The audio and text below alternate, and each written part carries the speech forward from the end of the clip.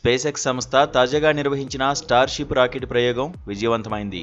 ప్రపంచంలో అత్యంత భారీ రాకెట్గా పేరుపడ్డ స్టార్షిప్ను అంగారక గ్రహంపై మానవ సహిత అంతరిక్షయానం కోసం అభివృద్ధి చేస్తున్నారు.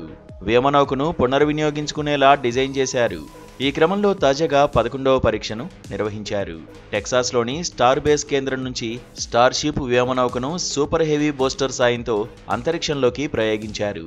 నింగికెగసిన కొద్దిసేపటికే స్టార్షిప్ నుంచి సూపర్ హెవీ బూస్టర్ విడిపోయింది. అనంతరం నియంత్రిత విధానంలో బూస్టర్ను గల్ఫ్ ఆఫ్ మెక్సికో సముద్రంలో కూల్చేశారు.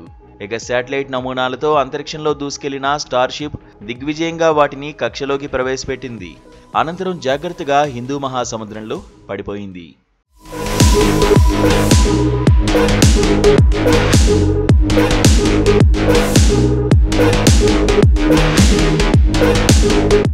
ఇక స్టార్షిప్ను లాంచ్ చేసిన సూపర్ హెవీ బూస్టర్ సముద్రంలో కూలిన దృశ్యాలు జనాలను బాగా ఆకట్టుకున్నాయి.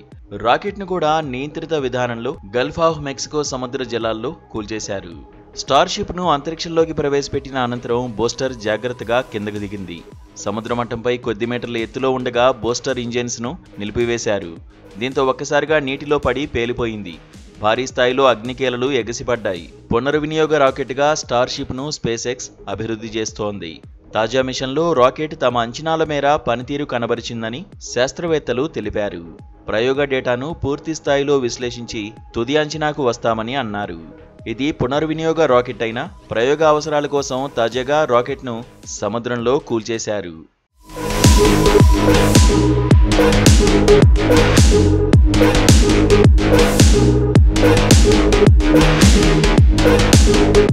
Tech entrepreneur Elon Musk Space ఎక్స్కు సారథ్యం వహిస్తున్న విషయం తెలిసిందే.